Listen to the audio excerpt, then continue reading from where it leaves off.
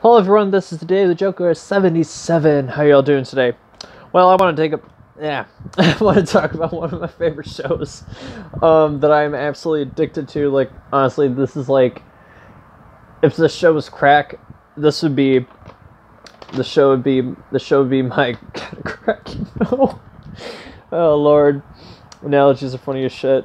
Okay, so here's my list here. Favorite American Horror Story seasons and why, and the worst ones. This is gonna take a bit, yeah, because I gotta. If I remember each season correctly, I'll try to explain them as best as possible because I haven't watched every single one in a while. I've just been focusing on the ones that I like the most, which you'll find out rank in my top 5 actually. Okay, well here we go. So we're going to start off at number 1 with Season 8, Apocalypse. For those of you who haven't seen it, watch it. You'll love it. Spoilers are ahead for every season if you haven't seen American Horror Story. Oh, I'm just playing. Alright, I know some people haven't seen it before, but still, check it out. It's an amazing show. You're going to have to unfortunately start as they, in the order they premiered in, and then watch them in the proper order. I'll actually tell you the order they go in another video. That's a lot to explain, though. I have to literally research into each season again and tell you the proper order. That's how it's gonna go. Is it gonna fucking rain? It better fucking not. God damn it. Shit. Alright, so Apocalypse. Basically, this is the crossover that we all knew of Murder House and Coven. It all came together, and it continues the story off from, let's see. Oh my god. Jesus. Thank you. Michael Langdon, the Antichrist. We find out he's the Antichrist, and kind of was obvious, it's kind of obvious, and everything, but, oh man, it's such an interesting season. So basically, the witches of the Coven, basically in the future, when the nuclear apocalypse happens, they go toe-to-toe with the Antichrist. And they meet up with the warlocks, the male witches, basically, that are housing the Antichrist, thinking he's the new supreme or the new alpha of the warlocks. Because remember, in Coven, it's supreme for the female witches, and then for the warlocks, it's the alpha. It's almost like they have a pack mentality kind of thing, you know what I'm saying? That kind of deal. Sorry, I said check the call. Okay. So pretty much, we go into flashbacks of what the storyline of the Coven goes into after, Season 3, into the present day of what happened at the end of Coven. It's a lot to explain. It's very complicated.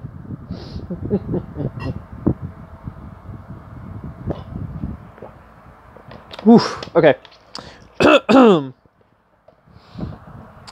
Okay, so, God, it's a little hard to remember because I've only watched it once. They haven't put it on Hulu, so I can't watch it again yet, which really sucks. I think we have to wait a little longer because I don't know when they're putting Apocalypse on Hulu. I really hope soon because I really love the show, and I'm actually going to check today, see if it's on there. If not, then alright.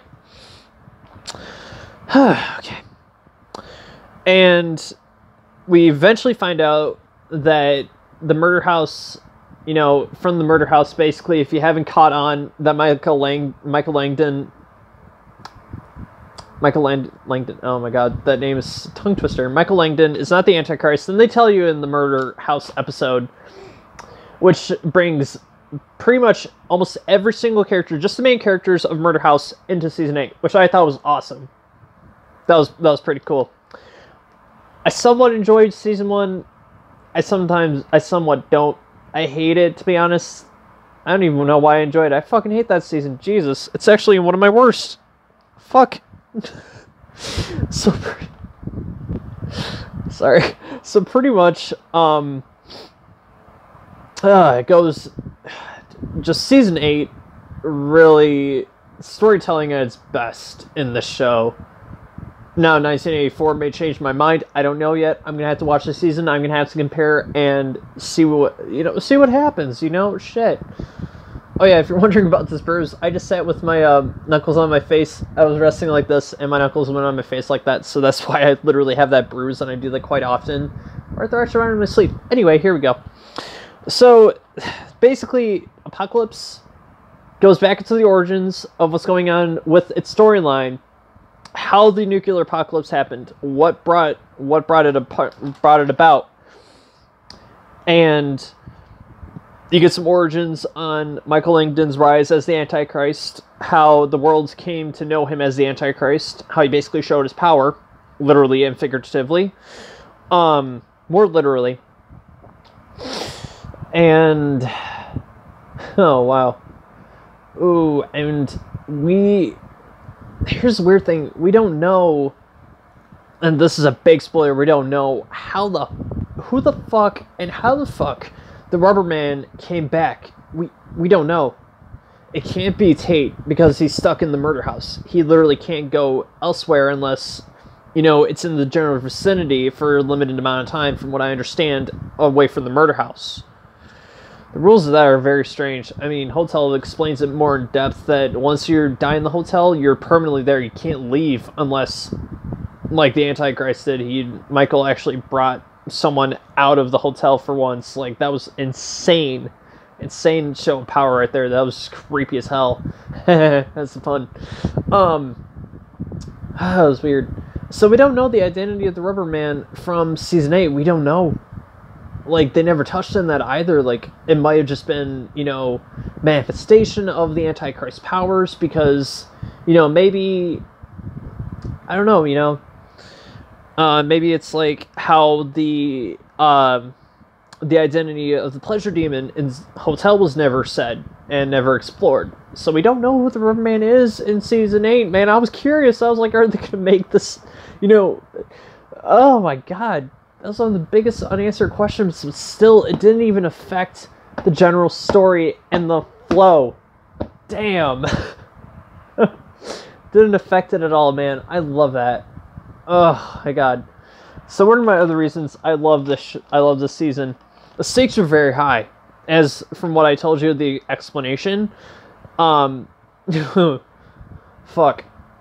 Once the Antichrist figured out there's identity of witches that were given a spell to forget their identities as witches, basically like sleeper agents, to spy on the Antichrist and then give the info back to Cordelia and the Coven as how to fight the Antichrist. Oh my god. Woo! Phone dropped. Sorry about that. Whoop. Yeah, I don't have exactly a very wide, my case is not very wide on the sides. It's not a very thick case. It's very thin, but still surprisingly protects my phone. Anyway, I'm going off track twice. I am so sorry I do that. So, in one of the episodes leading to the climax, let's see, I'm not trying to reel too much, but I guess I can't say spoilers because almost everybody saw it, you know, Apocalypse anyway. So basically, except for Cordelia, Myrtle Snow, give a minute, it'll come back. Let's see, Myrtle Snow, Cordelia, and Billy Lord's character, I forgot her name. Son of a bitch. Oh my god, Billy Lord is... Oh, god damn, she's cute. Oh my gosh, she is... Oh, yes. Lord. Anyway, basically, the surviving witches of Cordelia and Myrtle Snow and Billy Lord's character were the only surviving ones after the slaughter by Miss Mead at Miss Robichaux's Academy for Young Ladies. Wow, I got that right. God almighty. I'm gonna have to say it again. Good Lord, I paid attention on the review of the timeline. Thank God I did. Oh my God. I'm sorry, I gotta hear the theme. I gotta play the American Horror Story themes while I'm talking. Oh, yes, man. Lord, fuck yeah. Let's see. Themes. Excuse me.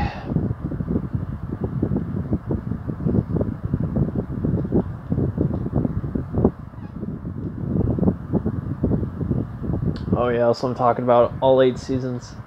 Thanks. Yes.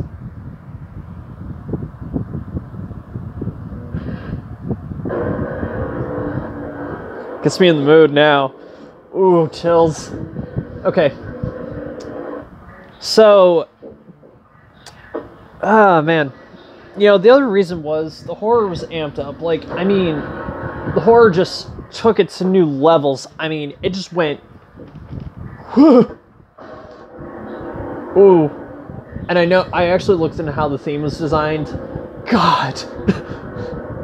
That's creative sound mixing, I gotta say. So, the horror's amped up, and plus, I love the Antichrist versus the witches. I thought that was an awesome little, good versus evil kind of thing. That was just fucking sick, dude. Okay, moving on to number 2, Asylum. I know, usually on every list, Asylum is number 1, but really consider Apocalypse. Really consider it. Funny, I'm actually speaking about Asylum in the theme place. Did you hear that little electroshock electricity kind of noise? I actually notice that every time I'm watching it now. So, Asylum. We go into... fuck, what was it? Somewhere in Massachusetts. Briarcliff Manor is in Massachusetts. Yeah, we go to Briarcliff Manor in Massachusetts. I can't remember where exactly. I totally forgot. And... I don't think they ever said what city Briarcliff's in. Whatever. So, in Asylum, we meet Lana Winters, a reporter, and I think she's also a journalist. I need to rewatch the season. But she basically gets into the asylum by false imprisonment. And she has to survive against the horrors of the asylum, plus Bloodyface, the serial killer that wasn't revealed until, like, well, the 5th or 6th episode, I can't remember. Like I said, I need to rewatch the season. Okay. So, oh, that reveal. I would have never guessed. That was... Wow, that was a reveal, man. I would have never guessed that, you know... Shit. The doctor's name. Come on. Watch this season how many times? Dr. Thredson. There we go. Thank you. It was on the tip of my tongue. I thought I got it. Dr. Thredson. I would have never known he's Bloodyface until the reveal was made. Man. What a fucking twist. That was good. I love the twists in the seasons when there are good twists. I love them. Good. Good God Almighty, man. That was good. So, basically, after Lana survives... Oh, American Horror Story Freak Show. Yes. This is one of my favorite themes. It's so haunting, it's so creepy, but it's so intriguing. Okay, so Lana also has to survive round 2 with Bloodyface back in the asylum when she escapes him, gets back into the asylum, which I was like, fuck. Anyway, so,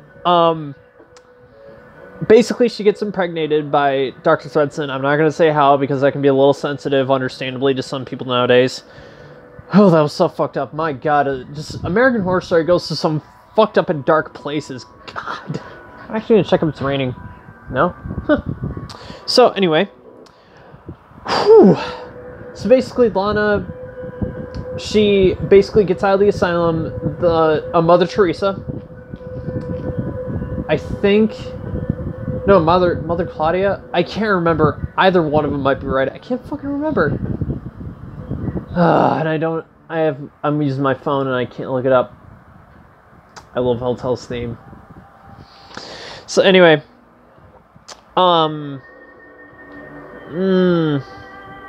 This is one of the reasons, like, the theme and the show's content in Hotel made me not watch it for a few days because I couldn't handle it for a minute.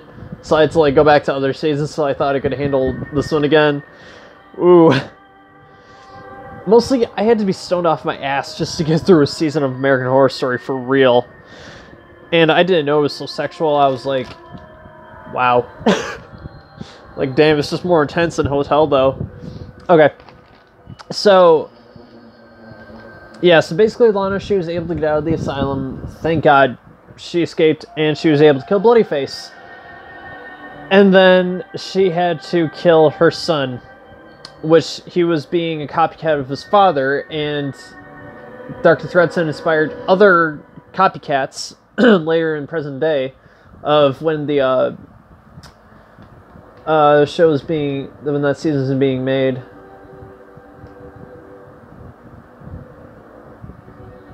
Yeah, it was just interesting. Is that the end credits for... Oh, what season is this one? Sounds like Roanoke. Hold on. Yeah, that's Roanoke. Wow. Forgot about it. Thank God. So anyway, so Lana Winters becomes this... basically this really famous TV personality, and now I'm going to give the reasons why I loved Asylum. The horror is brought back to its roots. I mean, it was scary as fuck. It still creeps me out. It's one of the best seasons, I swear. Oh my God.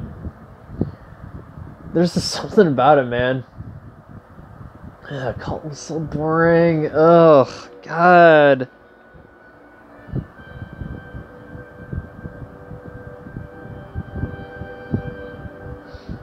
Oh, and I know another reason I hated Cult. I'll bring it up when I get to it. But pretty much, you know, man, Asylum really brought back the horror of American Horror Story back to its roots. Oh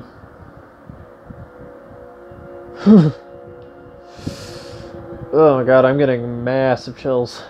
Oh my God. Oof, they're going down my spine, man. Make my hairs stand up. Oof.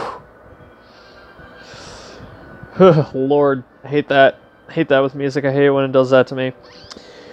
And the other reason, Asylum is flawless. Flawless. Like, flawless, man. Come on.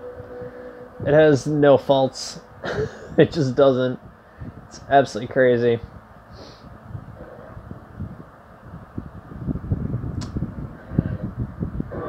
Apocalypse actually combined Coven's and Murder House's themes, brought it into one. Nice. And they actually, what I'm noticing again, is they brought back some of the imagery from both Murder House and Coven's intros and put them into the Apocalypse intro, which was really cool. So let's move on to my number 3, is Hotel. Hotel is basically the Hotel Cortez.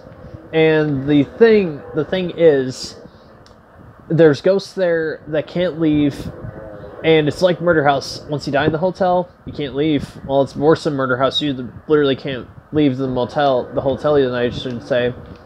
You can't leave it. It won't let you leave because of the power of the hotel, and James Patrick March made it his murder palace, as a way to put it and everything. So pretty much, John Lowe loses his son Holden, and for... was it 5 years? Yes, it was. For 5 years, they never found Holden. He and Alex never found their son. And then, lo and behold, Alex goes to the hotel and finds Holden, but a vampire. Which, I love that part of the season. There's vampires! I love Hotel. It's one of my favorites. Oh my God. It would have been number 1 if there was not... there were flaws to it. There were flaws in Hotel. I'll get to that. But pretty much, it's all about the story arc of John and the Countess, Elizabeth. Sorry about that. The Countess or Elizabeth. She's just known more as the Countess, so I'll just use that name. Sorry, legs itching. So I'll just use the Countess for Lady Gaga's character, which, oh, she's my celebrity crush, Lady Gaga. Yes. Ooh, yep, big celebrity crush on Lady Gaga, oh my God. Ooh. Yep. Okay. So, pretty much there's the Ten Commandments killer, which was originally James Patrick March. Then we find out it's John. He's continued James Patrick March's work. He became the new Ten Commandments killer, and the Countess hypnotized John to forget he was a serial killer. So the arrangement was between James and Elizabeth, or the Countess, that basically that the Countess erases the memory of John's serial killer side to him, and she gets Holden in return. That was the arrangement. So, oh man, wow. So when Alex finds out that from the Countess that basically Holden has contracted the vampiric virus, or the ancient blood virus of those that are afflicted, they're vampires. Honestly, come on, they're not afflicted or infected, they're vampires. Come on. Wow. And I think it was actually openly said in one episode. I think Elizabeth actually said that there were vampires. Like, I think it was name dropped right then and there. I think it was. So basically, Alex was not forced or pressured. She's gave in to become a vampire so she could be with her son forever. And it's really interesting, you know, the Countess has a really fucked up past, and she still has a golden heart, which I think she does. Even as fucked up as she is, she still has a golden heart. She's one of my favorite characters from the season. Really, really cool character, honestly. And the reason I like it, it's dark. I won't say that about the other seasons because they didn't go to the level that Hotel does, honestly. It's really fucked up more than you know. Like, honestly, it's way more fucked up than you know. The music, one of the best soundtracks of the entire show was in Hotel. My God. Lady Gaga. Ooh. She honestly gave one of the best performances, in my opinion. Yeah. Out of, like, the whole cast, Wes Bentley, I think he did an amazing job, honestly. She really... Wow. Let's see. I'm actually going to grab the case. Blu-ray. Hold on. Okay, let me see here. Okay, let me see. Wow, I forgot that Lady Gaga actually won a Golden Globe for her role as the Countess. I forgot about that. Wow. And the other reason I think Hotel is absolutely bomb is because the twist of the villain. It wasn't revealed till much later into the season. Let's see what episode. Okay. When was it revealed? It's episode 4, and then 5, 6, 7, 8. Episode 8 was when it was revealed that John is the Ten Commandments killer. That's when it was revealed. So let's move on. Freak Show is my 4th of the top 5. That's my 4th favorite. Oh yeah, I almost forgot. Hotel has many flaws, actually. It has a lot of flaws. Why it wouldn't make it to number 1, honestly. The first episode was very... It dragged. Some of it drags, honestly, throughout the show. It drags a lot. And the pace doesn't really pick up until... like the middle of the season. That's when the story really picks up and builds its pace. And yeah.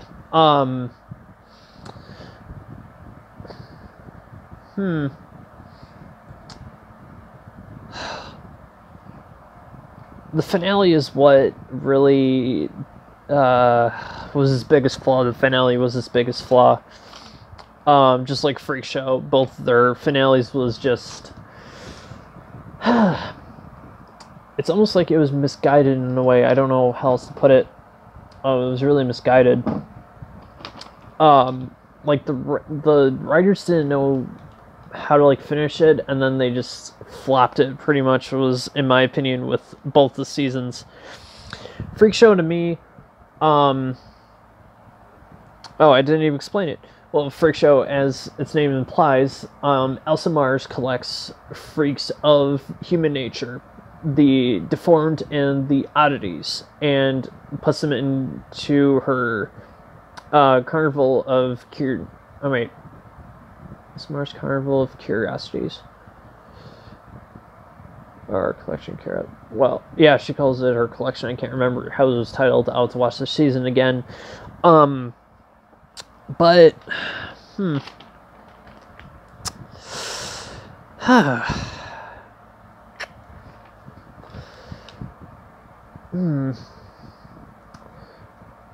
honestly didn't like this season until like past the middle of the season. I didn't really catch my interest until it got past the middle of the season. That's when I started getting interested in the season.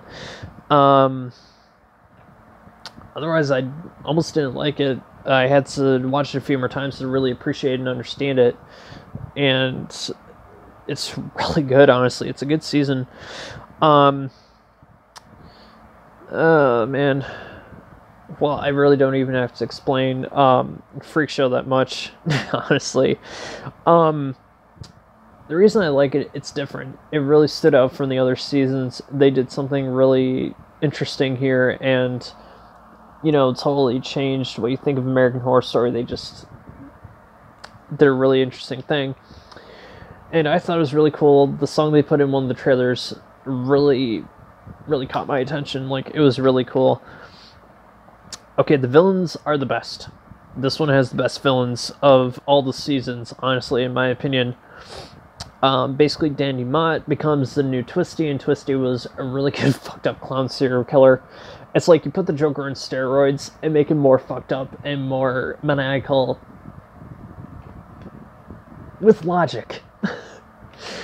It's like the Joker with logic, but more fucked up. Okay, let's see here. The allegiances were very deceptive. Like, you didn't know who was on whose side, or who had their own intentions, or was it for the group?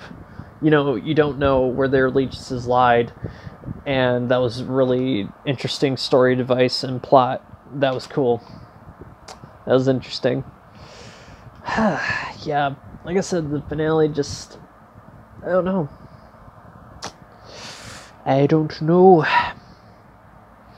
Okay, number 5 is Coven. Wow. Oh my god. I don't think words can describe how good Coven is.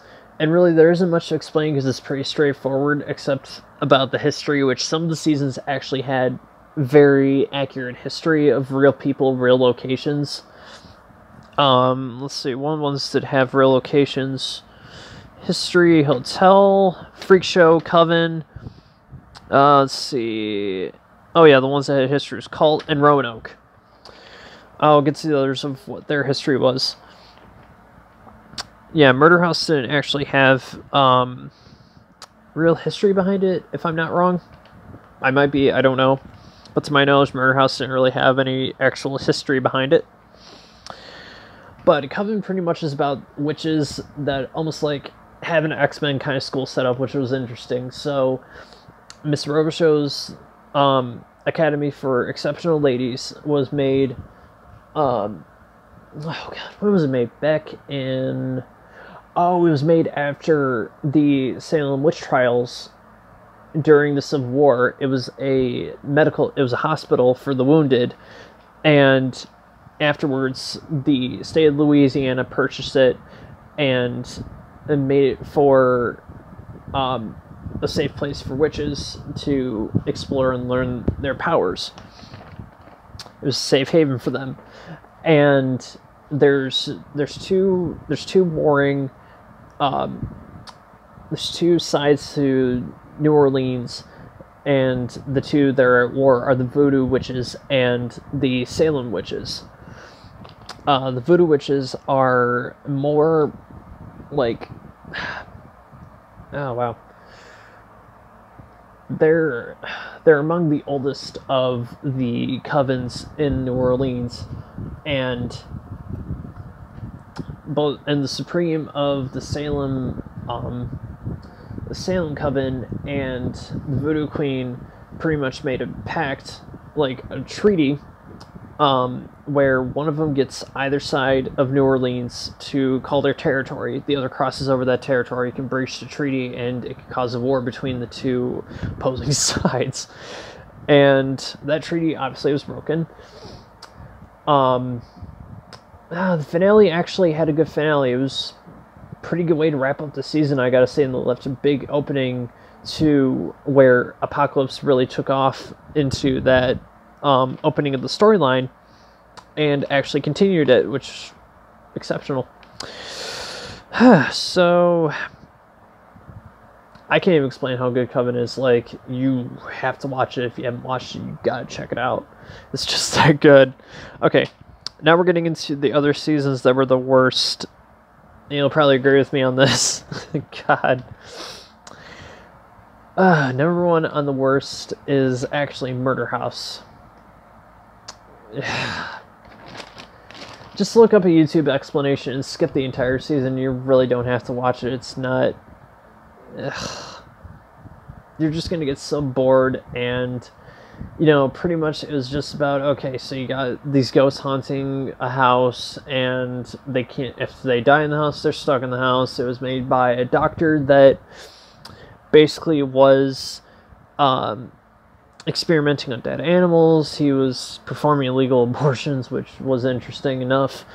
And once his wife found out what he did to their son to bring their son back from the dead, because he was bringing dead animals back from the dead and combining them, so fucked up. His wife committed a murder-suicide. She shot him in the head, then shot herself. Literally ate the bullet. And that's when the curse of the house came to be, the Murder House.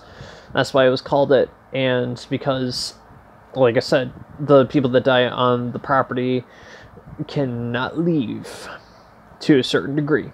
It's different from a hotel. The rules are different. But Tate Langdon, not knowing that he's dead, he was shot by, what is it?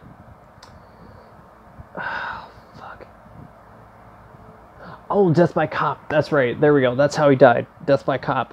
Where he was doing this kind of thing, like he was going, as we saw in the episode, which was one of my favorites. I gotta say, that was a really disturbing episode. It got intense. It's like, ooh, I love true crime shit, and that, like, got my true crime interest. Even though it's not true crime, it's fictional and everything, but still, it piqued my interest. It was a really disturbing and intense episode for an opening of that one. My God. And